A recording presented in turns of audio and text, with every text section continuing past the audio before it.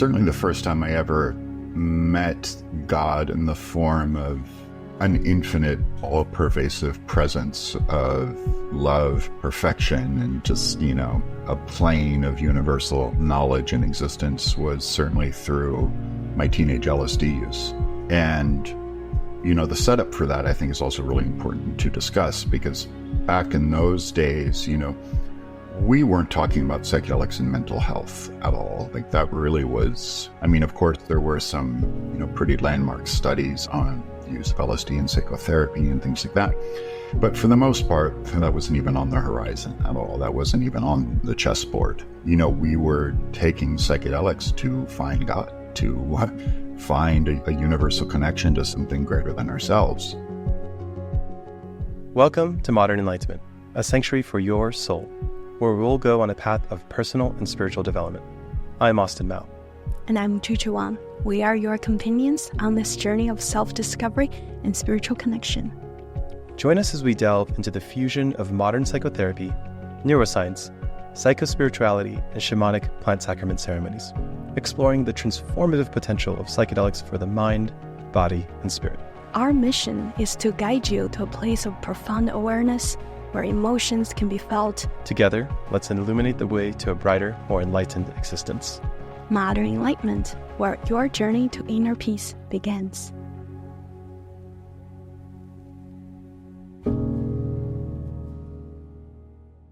All right, I am joined by Zach Leary, son of Timothy Leary, Psychonaut, Psychedelic Facilitator himself, host of the MAPS podcast. So many things that deal with psychedelics, as well as a former entrepreneur yourself, technologist, and lots of different things. Thank you for being here, Zach. It's great to see you, Austin. Thank you for having me. It's a pleasure. So we met at the Aspen Psychedelic Symposium, right? Where you were on stage giving talks. And then afterwards, we were part of a funders dinner, right? Mm-hmm. Or a dinner where there was some people that are interested in supporting the psychedelic movement and psychedelic researchers and advocates like yourself, right? Yeah. And the context in which we met was kind of interesting in that it is this intersection of commerce and psychedelic healing, which is always kind of weird. Yes, it is. It's kind of, some might say it's an oxymoron if you kind of take the Terence McKenna school of it. It's, psychedelics, the inherent DNA of psychedelics are to wake you up from the traps and the hypocrisy of capitalism. But, nonetheless, here we are in the 21st century. And I don't know, I think the best way forward is to make friends with all the polarities and all the paradoxes and to see where healthy intersections lie and not to, immediately have a gut check reaction that throws the baby out with the bathwater. There are people doing good space in the entrepreneurial end of things, the corporadelic culture, but it's tough to navigate. It's also emblematic of where we are as a society, right? Because maybe, 20 years ago, if you wanted to go do ayahuasca, you'd have to get a flight into Peru, trek through the jungle, find a tribe, etc. And it would probably be pretty inexpensive to do it at that time. And now there are resorts everywhere serving hundreds of people a week, etc. And I'm curious in sort of the evolution of psychedelic healing from when you started growing up, being the son of arguably one of the most famous or infamous individuals in those movements, to now, what do you see as the pitfalls of where psychedelics going? What do you hope to see in this movement as we go and scale psychedelic healthcare? Well, I would start maybe with the pitfalls. And you said it yourself, healthcare. And I know when you, Austin Mao, is saying healthcare, you mean something very different than a lot of other people might mean when they say that. I respect your path and what you're doing. And you really have a really great multidisciplinary kind of holistic approach to using psychedelics. But, the rise of the medicalization model within psychedelics has kind of created some splintered pathways, I think, not just within the industry, but also within perception of psychedelics, especially to people who are newer to the practice of using, newer to the modality, to the method. Within the last 5 years, I've noticed myself personally, and, very specifically, there are a lot of people out there who are newer to it who are under some assumption and some kind of belief system, somewhere they picked up some programming along the way that psychedelics are under the kind of the authoritarian, clutches of the medical establishment, that this is a medical experience, that it is based in psychedelic assisted therapy and best used under the care of a clinician who has, possibly traditional psychotherapeutic training or medical training. And while, that's inherently fine, there's nothing really wrong with that in and of itself. But if you kind of look under the hood and kind of dissect that, the problem with that is that it strips away a lot of the magic and mysticism from the experience, and psychedelics are inherently a transformational method that are rooted in mysticism of all kinds. If you want to point just to, the tradition, and it doesn't really matter, but it's rooted in mysticism of all kinds. And my fear is that kind of gets stripped away, that it gets over sterilized. It becomes over sanitized. It becomes too neat and tidy.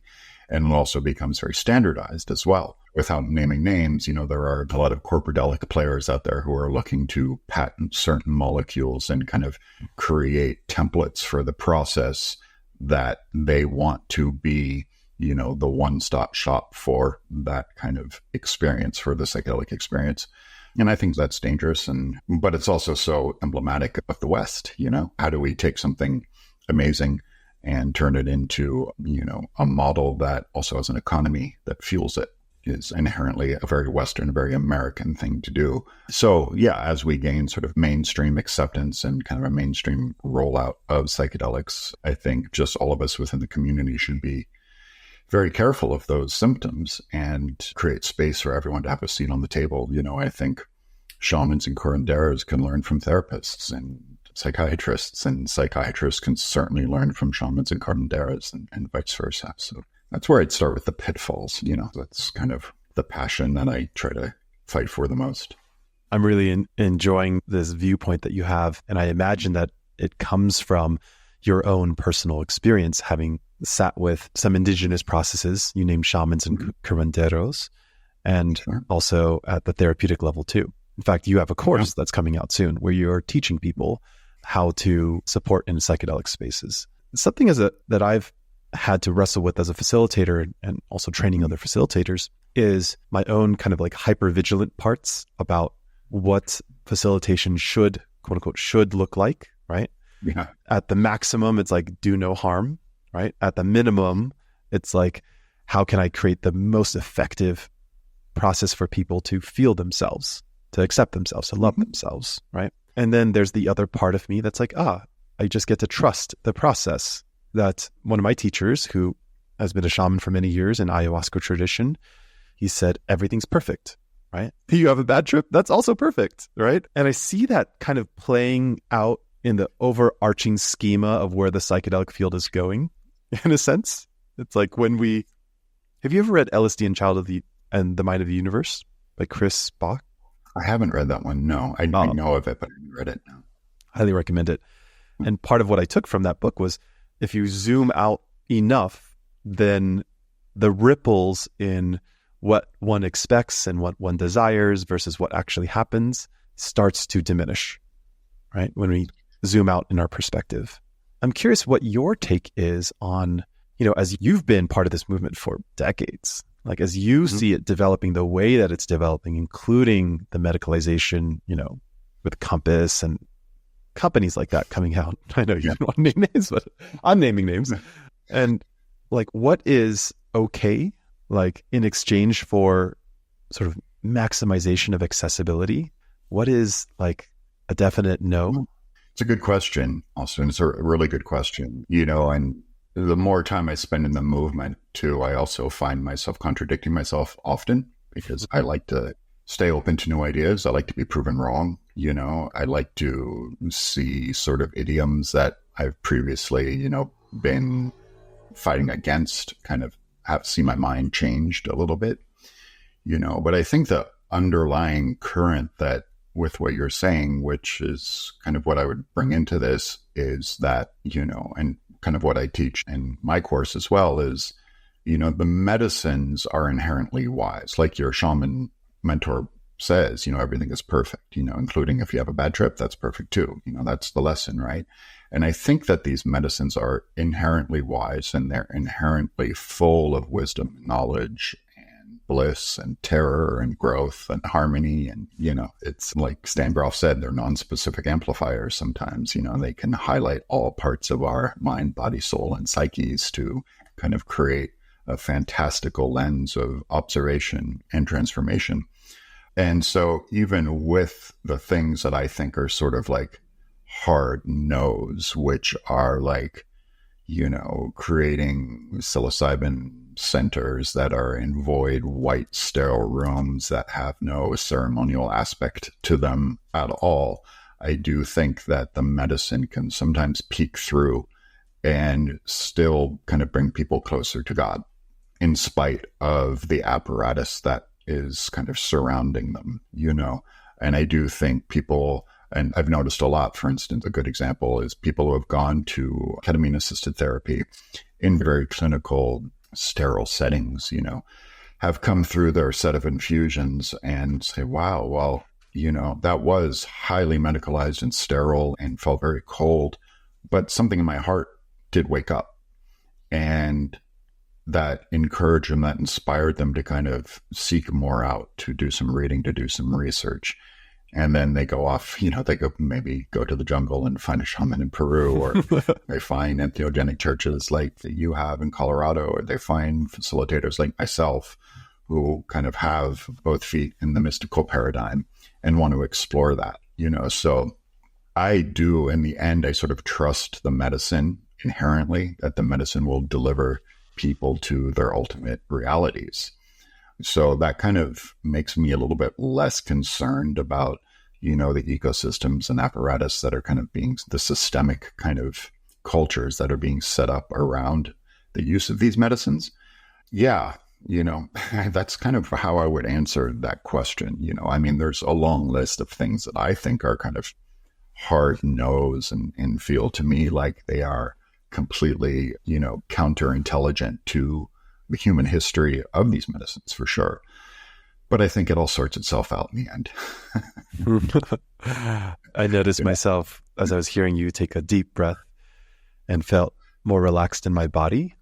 I feel a shared perspective that, even if your first experience is in a sterile white room, the real medicine is within yourself, right? And it's almost like saying, or the way I'm interpreting it is like, something's better than nothing. Ideally, you would go into a center that has wraparound support at a psychological and a spiritual level, right? That's right. But if the medicalization means that more people are going to have greater accessibility, then it's better than nothing. It is better than nothing. And it's also, for the sake of objectivity, it's also good to talk about the pros as well, right? Like, again, the longer I'm in this field, the more I feel that psychedelics aren't for everyone. There are plenty of people out there who are not suitable candidates for the psychedelic experience at every single moment in time. Maybe they might be later, they have some other work to do to kind of prepare them for that experience. But, not everybody is right for the psychedelic experience at any given time. However, one pro about the medicalization movement, even in a sterile white room, is that there's a degree of safety, The standard of care.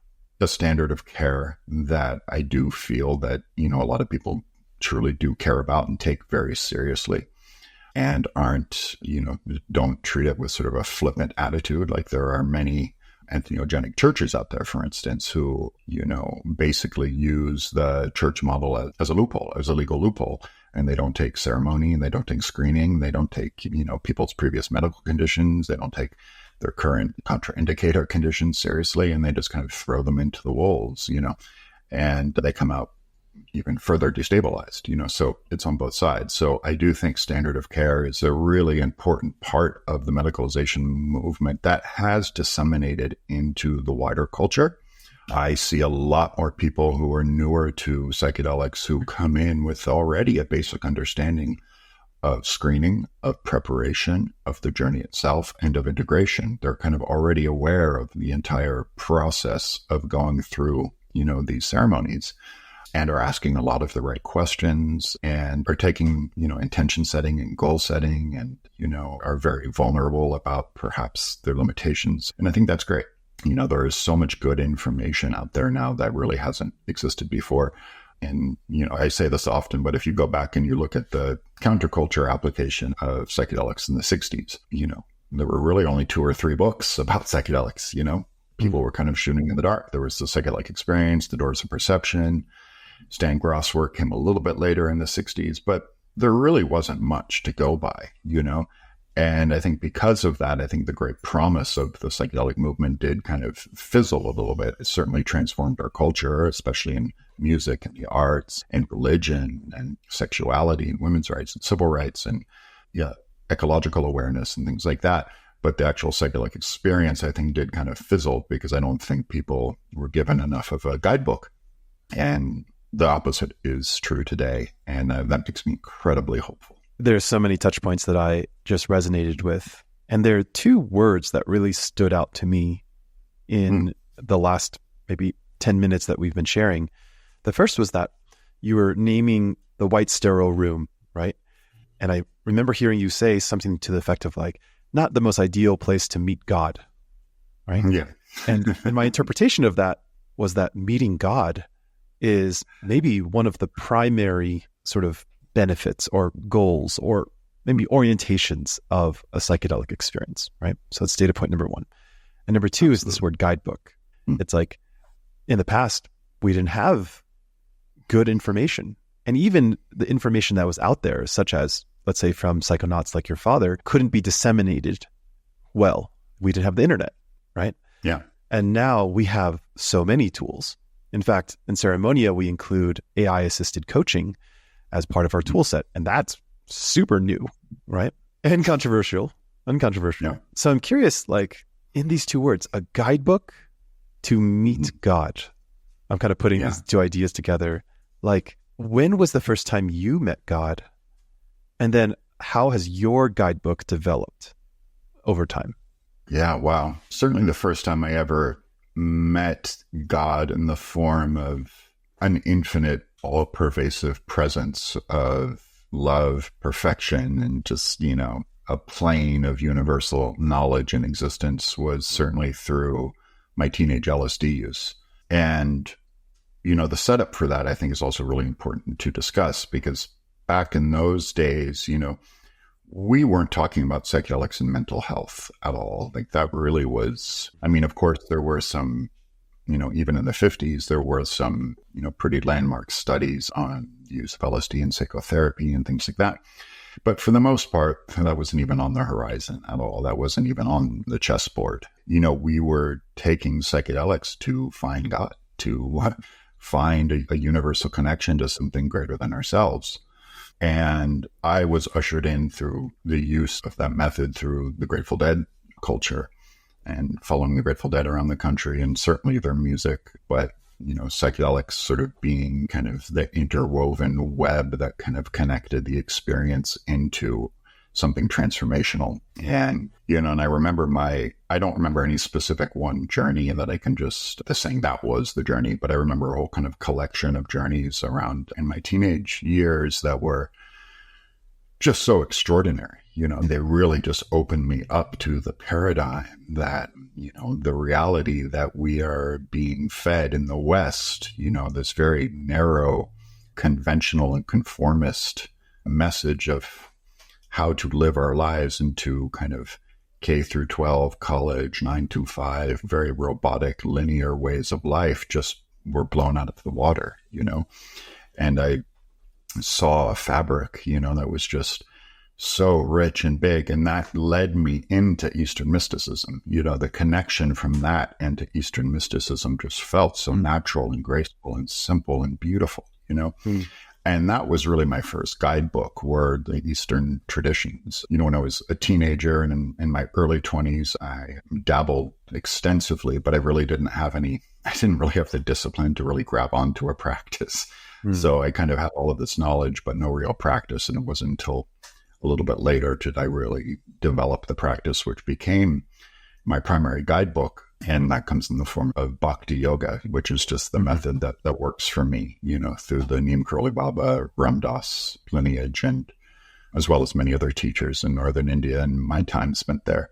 And that's the guidebook that I keep going back to, But then as I kind of fast forward and we kind of morph that into psychedelics, one thing that, and we were kind of talking about this earlier, I wouldn't say it's, for people who come to work with me, I wouldn't say, hey, you must have this in order to proceed.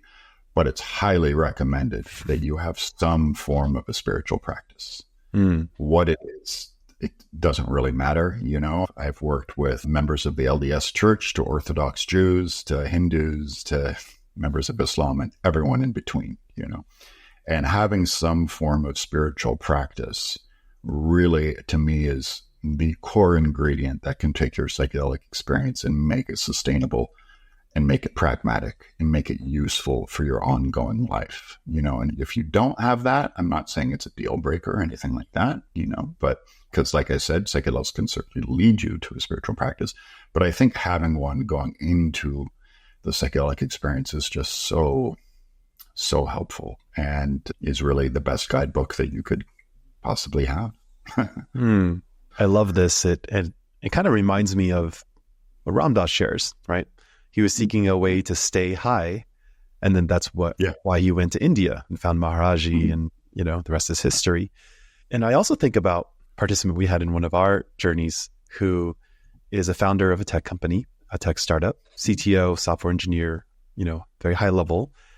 And I'll just kind of paint a picture, Eastern European immigrant and highly intellectual, right? And biohacker, like researched the neuroscience, et cetera, and came in with a disbelief in God, right? And my interpretation is like not wanting to believe in God because it doesn't match his sort of logical parameters. And that reminds me of myself in the past, because when I first did ceremony, I was agnostic bordering atheist. And I have this story that the vast majority of people that seek out psychedelic healing are seeking it for mental health purposes, not these days. These days, yeah. And of course, the people that we see here is like the 1% of people in America, right? And I'm not talking about economics. I'm talking about like the 1% that would go seek something out like this right now, right? So avant-garde. And I'm curious, in all this talk about finding God and having a guidebook to do that, how do you speak to somebody who is coming from the medicalized model, right? That's been in and out of the hospital, in and out of therapy, and seeking healing via psychedelics for purely mental health reasons? Easy. Oh, give it to me, please. Yeah. So, people who have gone through those, those systemic traditional approaches to their mental health woes, right? Which might include psychiatry, traditional psychiatric medications, SSRIs and whatnot, or perhaps veterans who have gone through the VA system and been incredibly let down and so on and so forth. They have been taught and kind of given sort of a framework that the treatment for their mental health struggles should be treated symptomatically.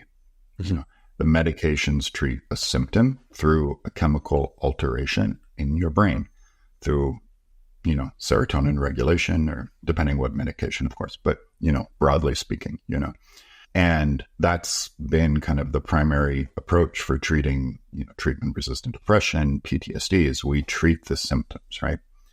So take that thinking and completely just put it aside. Psychedelic healing for mental health is based on transformation. It is a transformational rediscovery of your most authentic state of being that doesn't just magically erase depression, anxiety, trauma, but it allows you to have a new relationship with those conditions as a result of the transformation that you went through in the medicine, right? So transformation in and of itself, I believe, in this space is mystical in nature. And so, look, we don't have to call it God. I've worked with many atheists and agnostics too. We can call it energy. We can call it love. We can call it knowledge. We could call it whatever it is. That doesn't really, the semantics aren't really important. But that if you're coming into it for mental health reasons, know that, this is not just a pharmacological solution that is going to just give you, a chemical rebalance.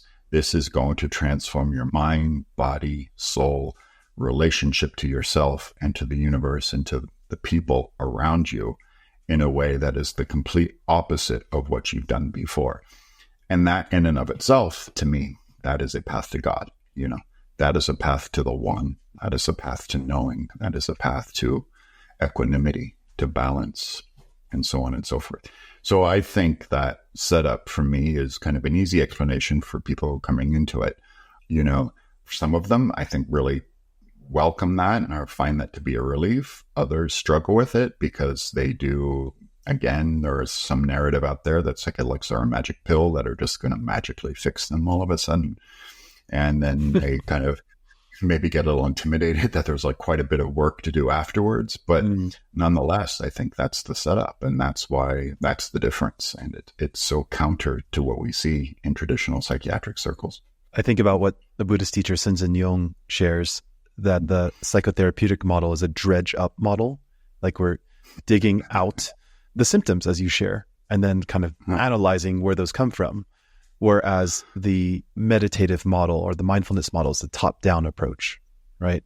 It's I'm being an observer of my state of being, the things that I do and the things that I crave, right? That's right. My desires towards pleasure and moving away from pain. And through that model, I'm able to find greater equanimity and insight as I sit with an experience for time being. And I think both models have value and extraordinary value when paired together. Stan Grof in the preface for Way of the Psychonaut shared that science is always catching up to mysticism, right? Right. Before gravity was discovered, everyone was certain it was this other thing. Before Galileo discovered that we're revolving around the sun, we all thought everything revolved around us, right?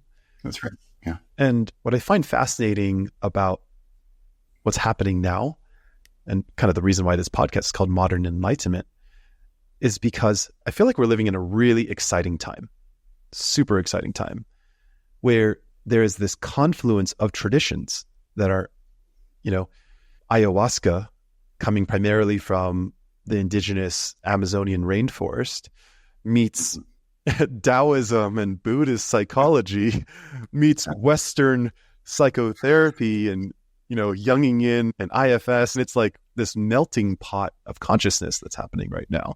Well articulated for sure. And I think it's a fantastic thing to witness for sure, because we are seeing the best of East meets West, or the best of East meets Southern American or Central American. But, or as Michael Beckwith from Agape would say, new thought, ancient wisdom, really taking that paradigm and just watching it unfold into something incredible. And absolutely. And when you look at, kind of psychedelic assisted therapy in its best form, really taking, some great Western dredge up modalities and juxtaposing them on top of kind of the top down meditative exploratory psychedelic experience, you do to get this incredible, it's a new multidisciplinary approach to healing that we've, never really seen before. And when I was watching the MAPS Lykos FDA AdCom committee on YouTube, I watched all 8 hours of it. I remember there was a person on the panel who said at the end,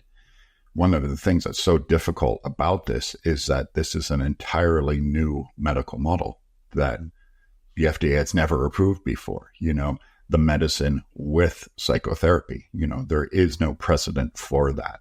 And that certainly scares people, as we saw in that. But I think it's such an amazing time to live in, and the best is yet to come for sure. No question. With this recent FDA subcommittee ruling, I saw this ripple effect in the various communities that I'm a part of, and I'm sure you're a part of too, in the psychedelic space, of oh no.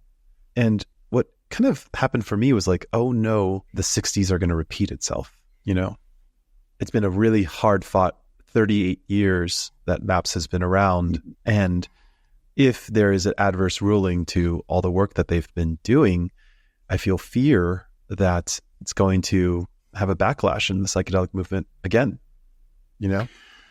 Well, I just want to I don't disagree, but however, I don't fully agree, because the big difference is that, like we were talking about earlier, the kind of collective, both literal and ephemeral guidebook is alive and well.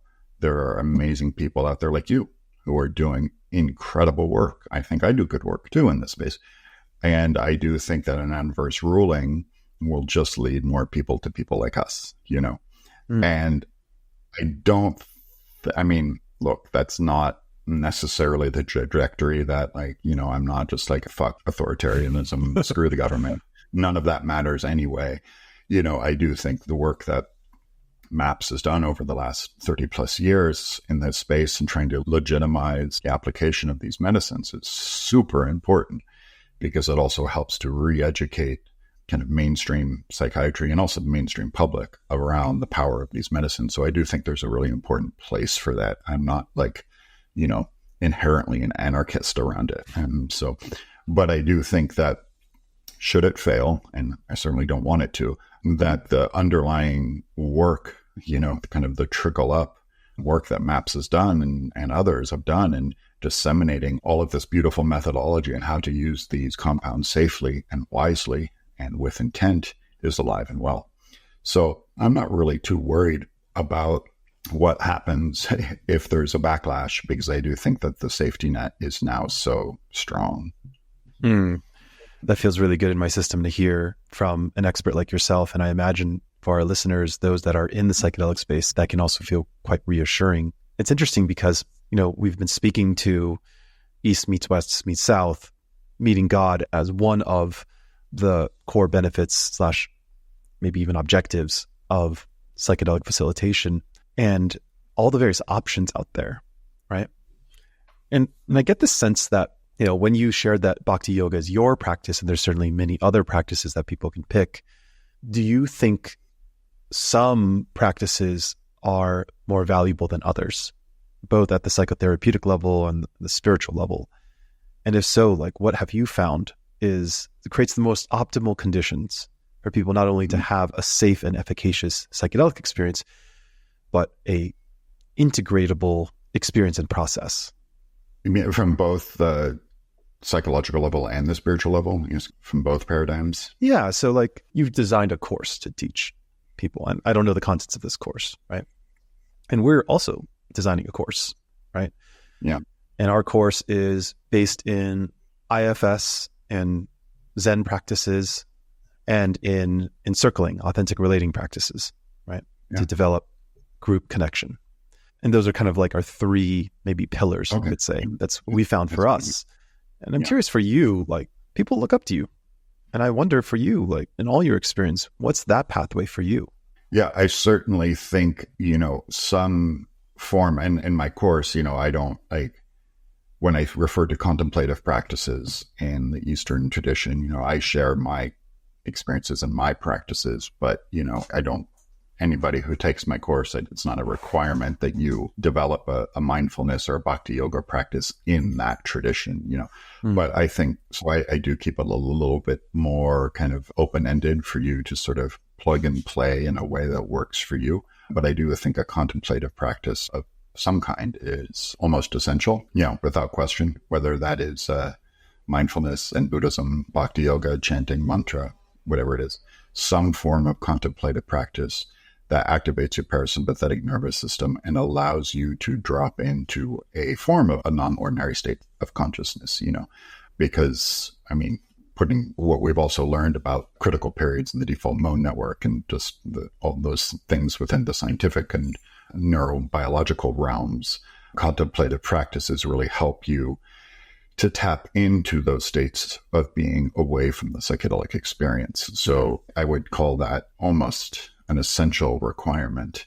I do think IFS is an incredibly powerful psychological tool. There are things about it I love. There are things about it that, I don't love as much. But for the most part, I do see how symbiotic it is with the psychedelic experience, and I'm certainly a proponent of it. But having some form, kind of, I would say, cognitive engagement, verbal engagement, psychological framework to work with and process your experience afterwards. If that's IFS, great. If that is a psychedelic friendly CBT therapist, great, whatever it is. But I do think it is really important, especially around the paradigm of mental health, you're going to have to need a place to pick up the discussion after the journey in a way that is psychologically profound, not just spiritually profound as well, because there are a lot of connections to make that I think methods like IFS or CBT can be incredibly helpful in unpacking and unraveling. Breathwork. I consider that a contemplative practice as well, but I think breathwork is just an incredibly valuable tool to use before and after to really help kind of set the internal nervous system stage for the medicine, to give it a place to land more fully, Yeah, so all of those things and more, and I think going back to the Ram Dass story a little bit, he wanted to, like you said, he wanted to kind of find a method where he never had to come down. He never had to come down and he could always stay high. And the preface to that is before he went to India, he was taking LSD every weekend at the Gatehouse in Millbrook, and he was so frustrated with the constantly coming down. And he thought, God damn, this isn't sustainable. And he went to India, met a man, and found a method to where you never have to come down. However, the big asterisk by this story is that Ram Dass didn't stop doing psychedelics. He didn't stop. People often mistake that story and thinking, oh, he found this other method that could always get him into that place. He didn't stop doing psychedelics. I wasn't aware. No, absolutely not. I did mushrooms with Ram Dass in about 2013, just the two of us at his house in Maui, and he didn't stop. It just looked at it as more of kind of like a sideways practice as opposed to this chasing of peak experience, as this expansion of this structure that was already there, so it made the experience so much more gentle and meaningful. Wow. First, just had my mind blown. I was recently at Ram Dass's home in Maui, which is now a sanctuary. First time I did kirtan over there. And I think about A.H. Almaas, author of The Diamond Approach, talking about, and he has a book out called Infinite Enlightenment. This idea that as peak as we hit peak states, there's still more, and it can go infinitely deep, right? David Hawkins talks about this too, and the great avatars of the world, Jesus Christ, Krishna, Lao Tzu, etc., hit such an extraordinary level of enlightenment that they had an incredible impact on all of humankind in existence, right? All of consciousness. I find this oh yeah, it totally makes sense that someone like Ram Dass, who is a revered spiritual teacher, that my sense when I listen to his meditations or his lectures is that he walked around in that state of a high level of conscious embodiment, which, by the way, a lot of people often think is just so pieced out that they're just walking around floating, but he was hilarious. And I think I have this term called irreverent reverence. As people become more authentic in their spirituality, they just end up being more and more hilarious. and so human as well, so human. I mean, he would be the first to share, his humanity. One of the most famous kind of sound bites from his talk is in the 70s when he was visiting the pornography theater in Manhattan, and how he wrestled with that. So, it's a wonderful example. Yeah. So that's interesting because, first I just want to ask a quick curiosity. How often do you sit as a participant in a ceremonial or a therapeutic container? It varies. It's varied a lot over my life. Currently, it's about 2 or 3 times a year. Yeah. So I'm around the same. Yeah. Now that it's been hundreds of experiences, like what you said earlier too, about there is always more to discover in sort of that kind of peak sense of awareness, and for sure. However, there's also simultaneously too, there is the trap of chasing peak experience. Totally. Yeah. It's a trap. Yeah. And I think about something, I was talking to Jamie Wheel about plant medicine experiences, and he shared with me, beware of velocity, right? When people take this helicopter ride, this rocket ship to the cosmos, and then coming down, how destabilizing that could be for their lives if they don't have the right tools, the right support mechanisms, the right community.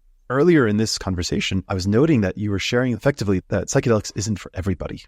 Now, what's interesting is like psychedelics can be extraordinarily valuable for those with illness, as well as those just seeking performance optimization, right? Mm-hmm. And so it can seem like there's such a huge band of people that it's available for. What do you think about velocity and the eligibility / accountability of like who psychedelics should be for?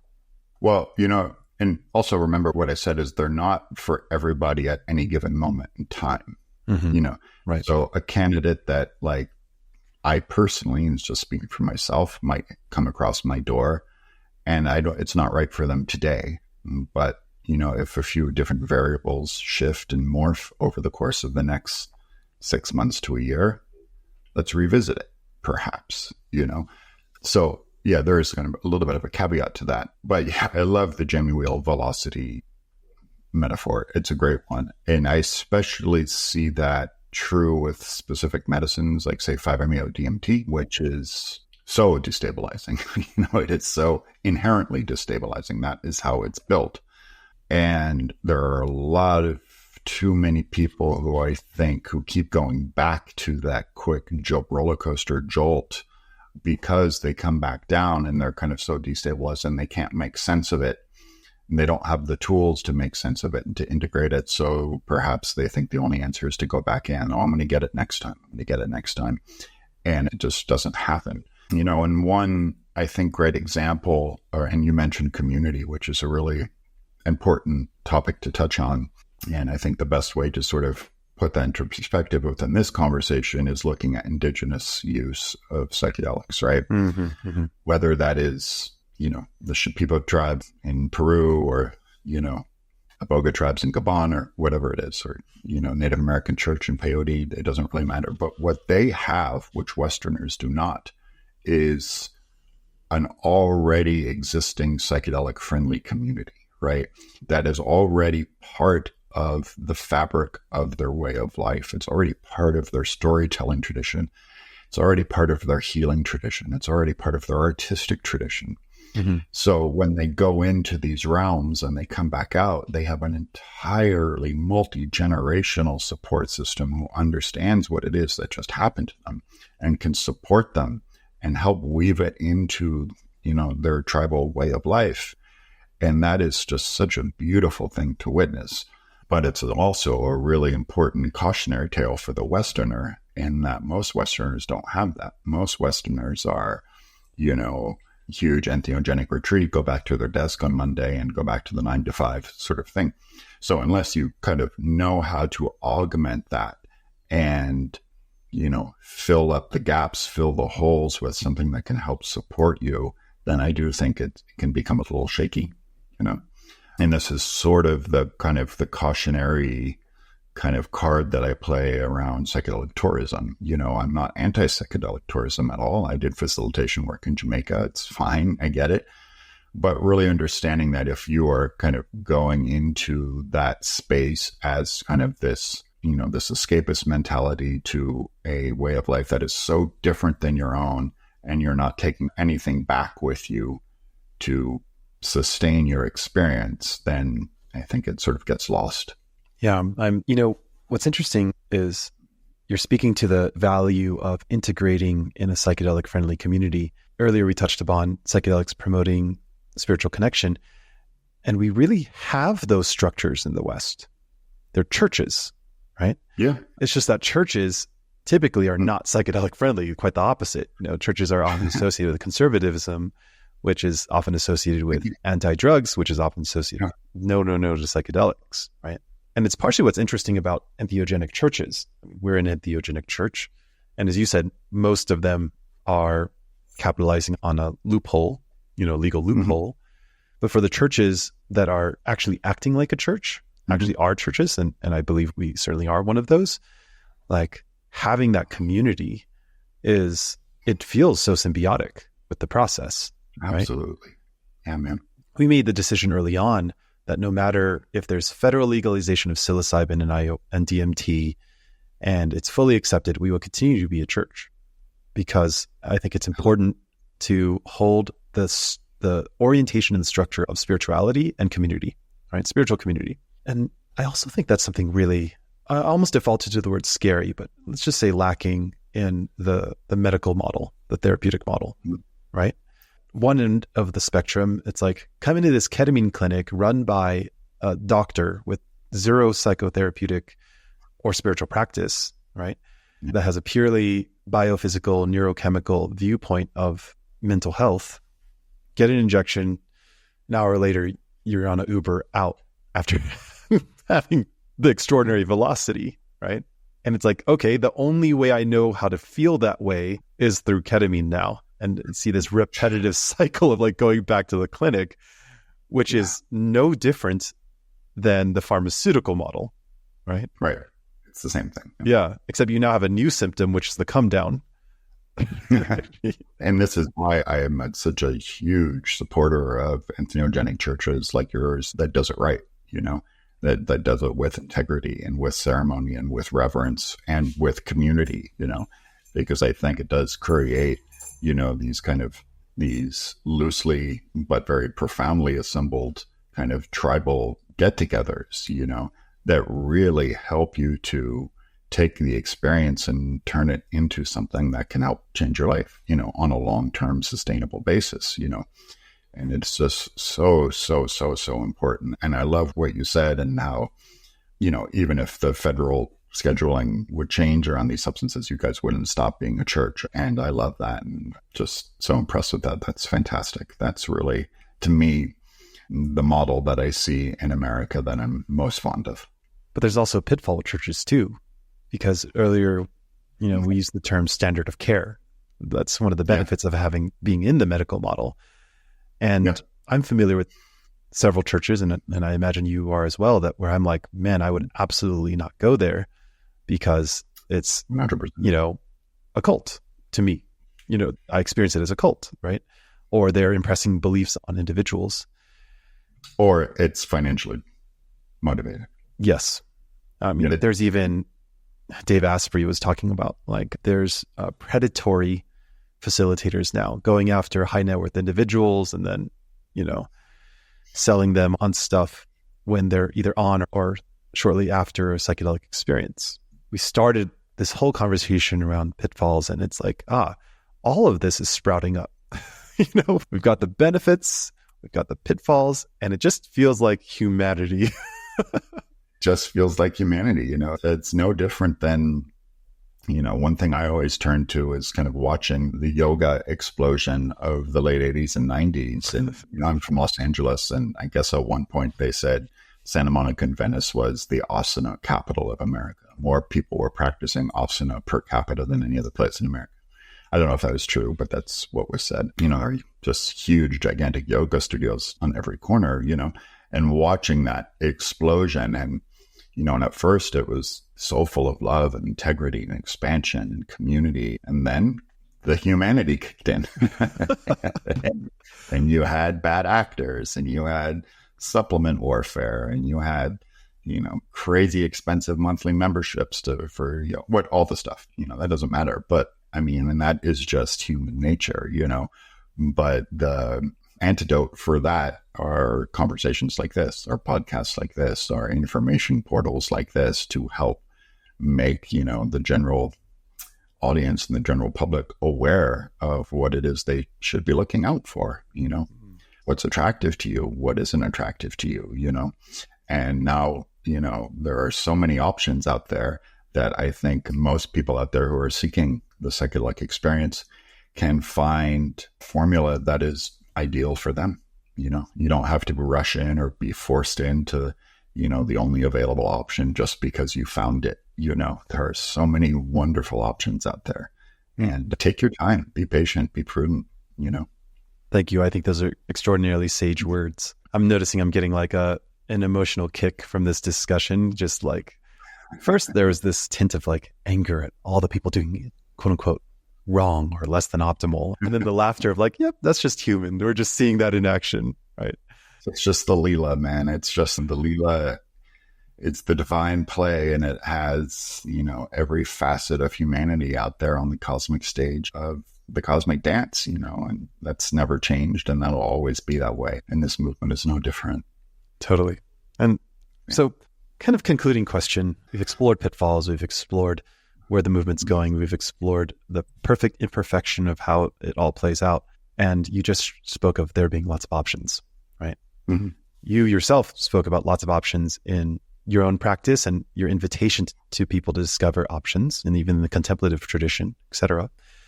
And I'm curious now, like, I think that, John Smith on a corner, who has been struggling with depression and been taking pills and hurt and read How to Change Your Mind or saw it on Netflix.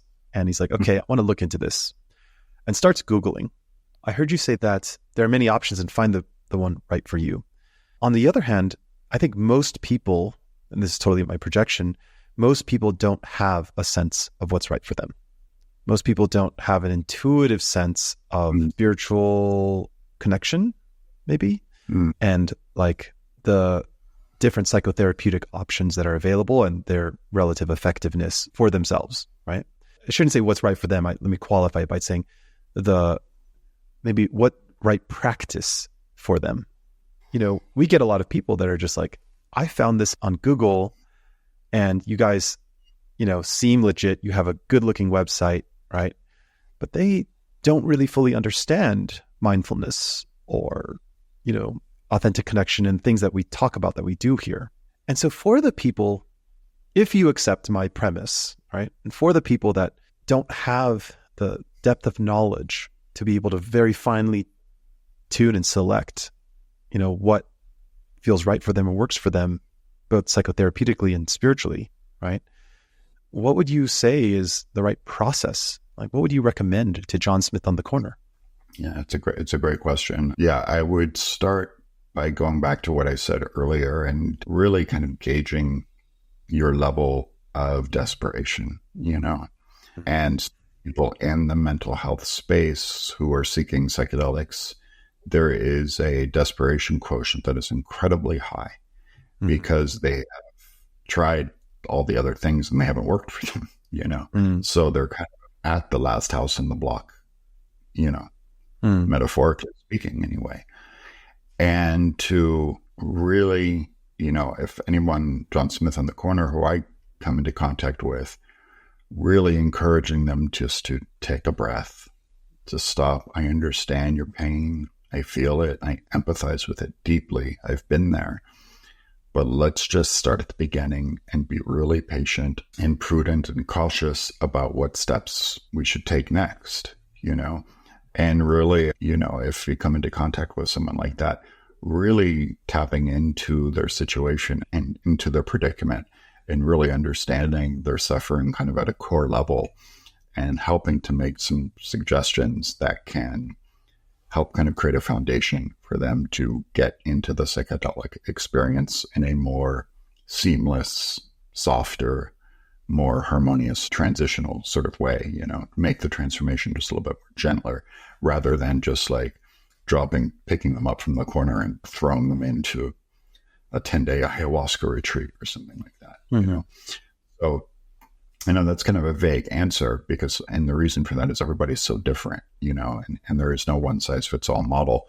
But yeah, I think it's really up to everybody who's in this space, who works with others, to be gentle, to be slow, to be patient, to really understand where it is that they are coming from, and to let their desperation kind of, have a friendly voice, to be supported, to have that neglected part of themselves that is just crying out for help, crying out to be seen and heard, to let them know that you see them and you hear them, and let them know that we can help them through this process. It might take a minute, but yeah, create some foundational tools. Take it slow. Sounds like do your homework. Take it slow, do your homework, and just don't let all your previous failures sort of dictate your current space, Yeah, beautiful. Well, thank you. I imagine that being very helpful for people considering working with plant medicine and psychedelics. And thank you for sharing your wisdom and your many years of experience, starting from being a teenager and being raised by your father in the space and supporting MAPS and facilitating yourself. Lots of gratitude for you being here. Thank you so much, Austin. It was a pleasure. I enjoyed it. And for those that want to follow you and find you and get your book that's coming out, would you share some information? ZachLeary.net. My course is also on there. Sign up for my email list, find out information on my book, or find me on Instagram. I think those are the two best options. Awesome. Beautiful. Yeah. Thanks so much, Austin. It was a pleasure. Thank you for joining us on this episode of Modern Enlightenment.